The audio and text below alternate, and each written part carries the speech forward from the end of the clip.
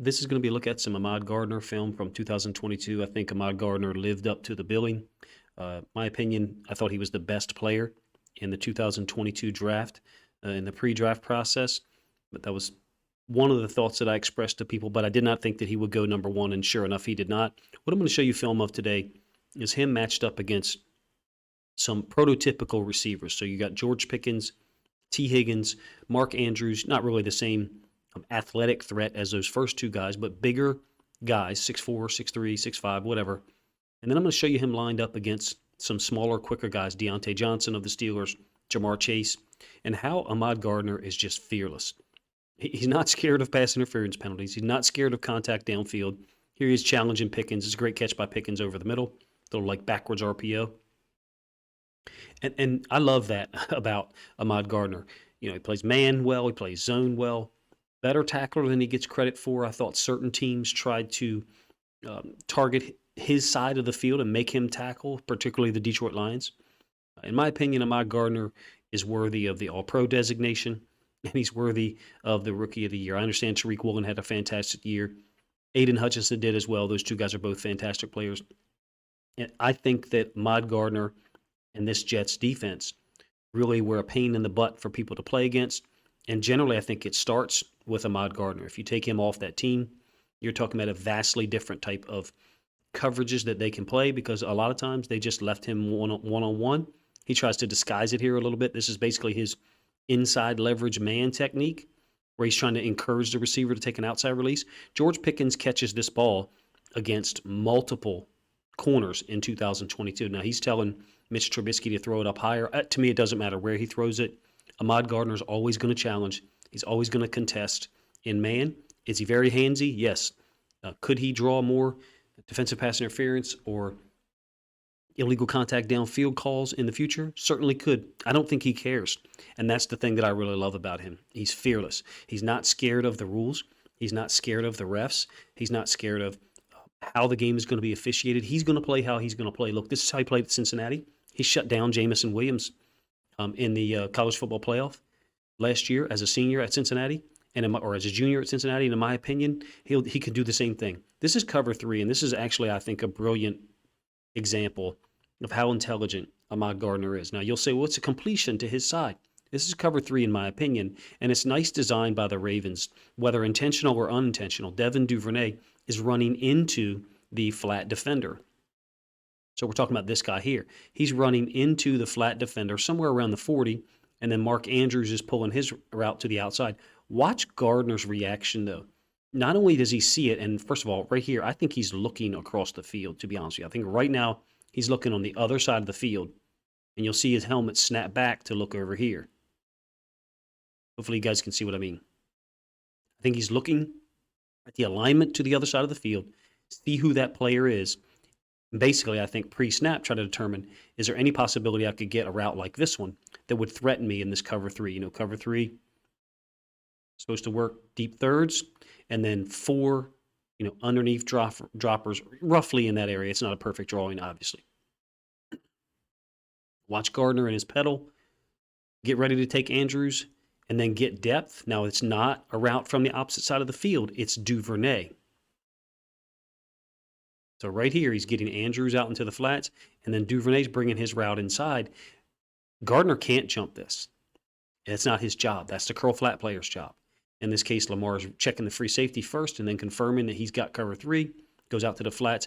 I think it's a brilliant example of Ahmad Gardner being super intelligent, being multiple in his execution of coverages. This right here is another example of the concept that I drew up, except this time you don't have two stand-ups out here. You've got Pat Ricard, who's a tight end. So there's something to be said there about, how much of a threat is he actually in the pass game. But in any case, it's a deep climb concept from Andrews on the other side of the field, and Ahmad Gardner recognizes it and is able to get there and challenge. Multiple Ravens fans said this should be a pass interference. It should be whatever it is.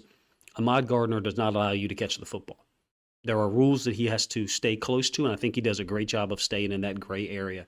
I think Ricard's going to block and go out in this direction. Generally, the Ravens are going to get their running backs going to the left side, but most of the time the The flow is designed to have the tight end who chips go one way, in this case Ricard, and the running back go that way.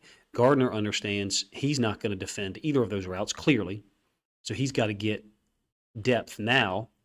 Free safety is not involved at all. It's a brilliant play, if you ask me. As a Ravens fan, watching this one happen live, I just kind of chuckled because it just doesn't surprise me. It was week one. Ahmad Gardner wasn't targeted at all in the preseason. And I think his awareness level, his intelligence is just as high as his athleticism, his range, his ability to cover distance. All right, moving on. Another AFC North opponent. I think this is going to be Joe Burrow getting the ball off right before he gets smacked by a linebacker. Brilliant completion by Burrow out to the sideline. Shows you the margin for error that they have with guys like T. Higgins and Jamar Chase. In this case, Gardner gives up the catch at the first down marker, meaning the line of scrimmage, and then Higgins is able to turn it up. I think he stepped out of bounds earlier than they marked it there.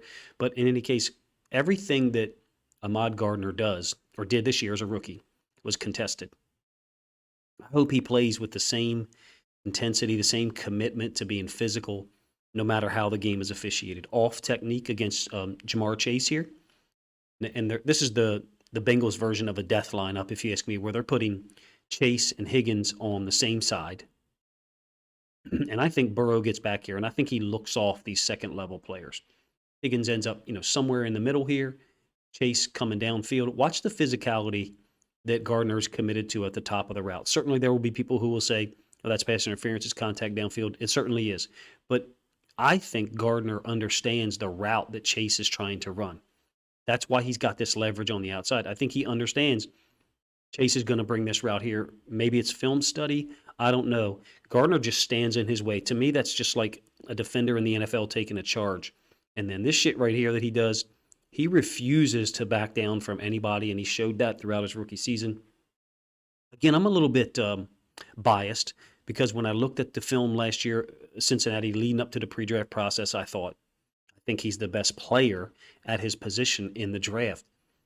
You may argue other people, and that's fine. Again, I think Burrow's looking off the defense here. I think Burrow is looking to our left, his right, influencing the defense to widen up or expand here. And that makes sense. That's where Jamar Chase is.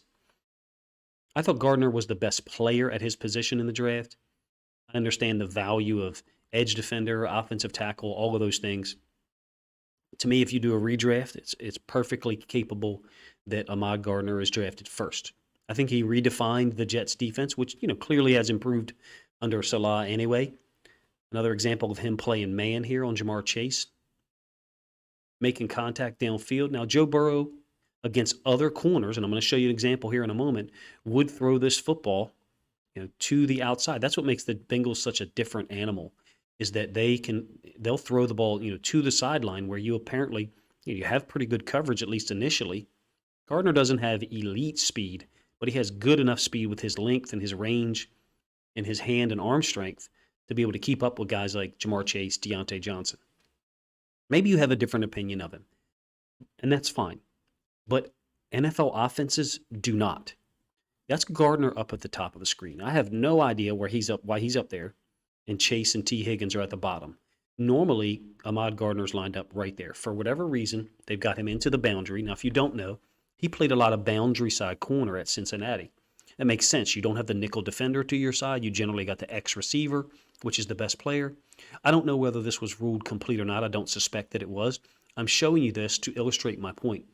NFL offenses do not generally target Ahmad Gardner. There were some who did. I think he gave up a big pass play against the Broncos. I think he almost gave up another one against the Broncos.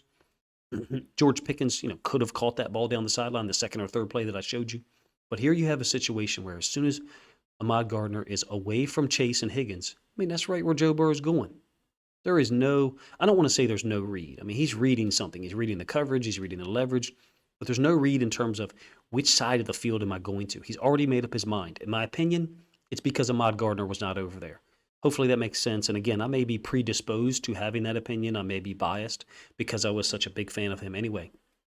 Now, in terms of one thing that's been discussed about Ahmad Gardner being an all-pro rookie of the year, how many touchdowns he gave up, I don't really care what some of the rating services say.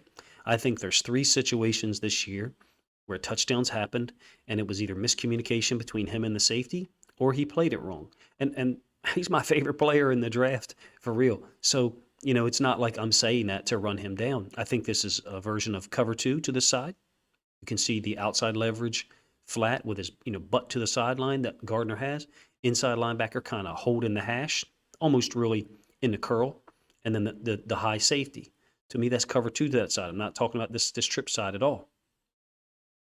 Joe Burrow does what he often does, extends the play, gets out of the pocket. By the way, this play is probably going to get this video copyright protected, so enjoy it if you're able to watch it. And then at this point, zone becomes man. Like, for real, it does. I think Ahmad Gardner's tremendous awareness works against him on this play. Because once we get to Burrow breaking outside the pocket here, I think Gardner has now looked at Chase and identified that this ball could possibly be thrown here. So it's really one of the things where no matter what Gardner does, you're kind of damned if you do, damned if you don't. I think he believes that the linebacker is going to take this running back, Perrine or Pirine. I've been mispronouncing, I think. Gardner gets depth, leaves that open. In my opinion, in a cover two, that's his area of the field to cover. There is no man at the beginning of the play because it's zone, but all zone eventually becomes man. Ahmad Gardner, if he had a chance to explain it, I think would do a pretty good job of explaining that he thought this linebacker was going to stay with Pirine. Hopefully I said it right that time. And that's why he got depth. The linebacker read it differently in the middle of the play. Does PFF or ESPN or the other rating services apply that as a touchdown against Ahmad Gardner? I don't know, but I hold him to a high standard because I think he's a great effing player. So in my opinion, I think he's got to play it better. But you make decisions. Look, as many plays as there are of that right there that I just showed you, which there's really only like 2 or 3, there's a half a dozen like this. And there could be more, except that most people just aren't targeting him. Locked up here against Chase, butt to the sideline, basically, man on one, depending on the routes. So if you get, 2 under and 1 vertical, it's going to be man. Maybe if you got this, maybe he's going to switch it and he's going to take the wheel by 2. So I think this is a read coverage, right? Even though it may not look like it by the nickel defender's reaction initially.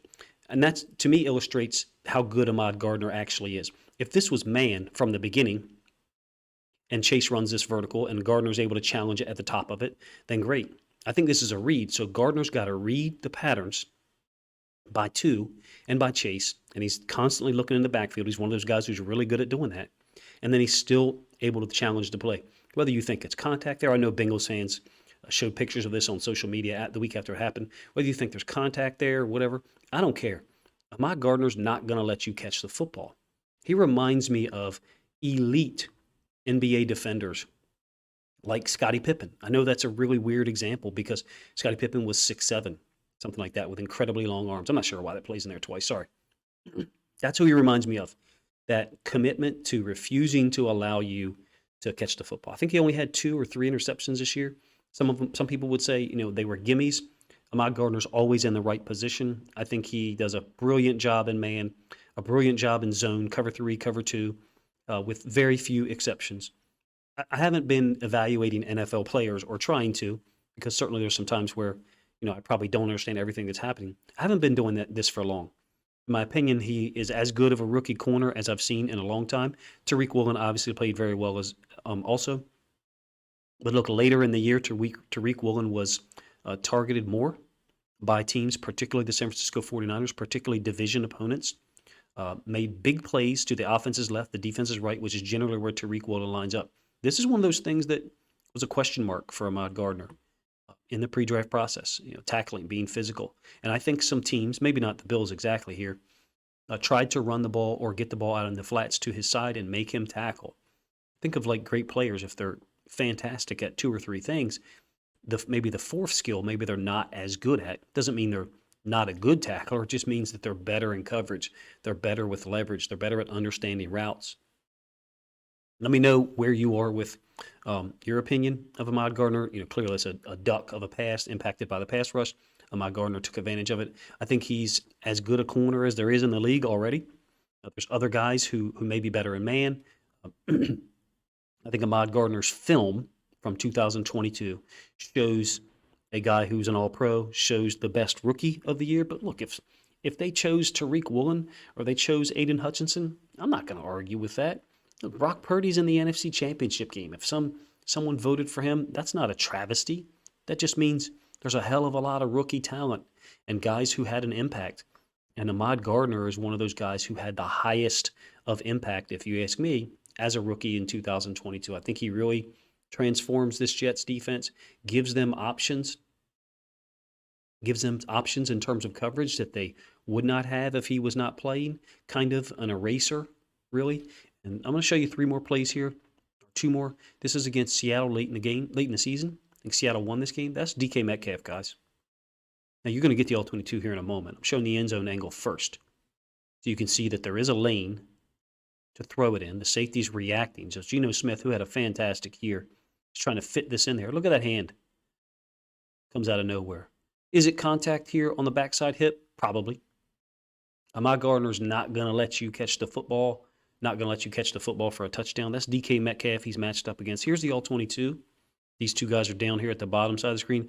Hey, man, as a Ravens fan, like, I want DK Metcalf on our team. I said that last year. Like, if they're going to try to trade, they're willing to trade him, trade him. Ahmad Gardner is just brilliant. You know, you may be a Seahawks fan, you may be a Lions fan, and you may want me to say, hey, vote for such and such, as Rookie of the Year. Me personally, if I had a vote, I would vote for Ahmad Gardner.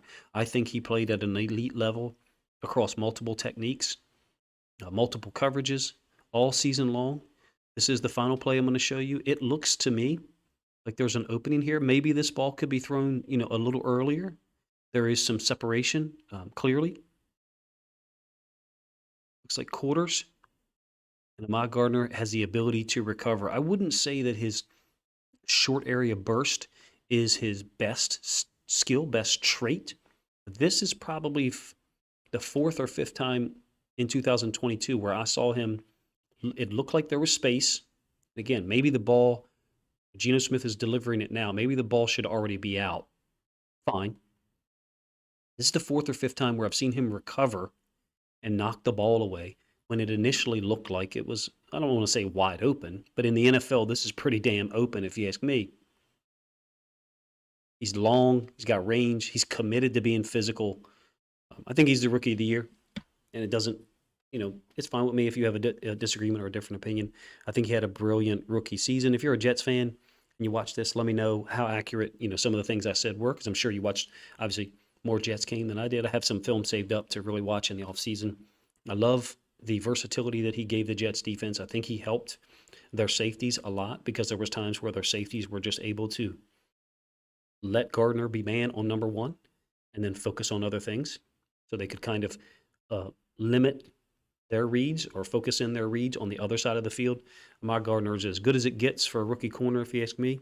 Him and Tariq Woolen, a unique pair of rookies to come into the league and have the impact that they did. Appreciate you guys' time. If you are new to the channel, let me know the other rookies or Jets players or whoever you'd like for me to maybe do film studies of. I love doing this stuff for fans, and then I love the feedback that I get, whether it's positive or negative. Appreciate you guys' time. If you think other people would enjoy this video, please consider sharing a link on social media to help the video get more reach.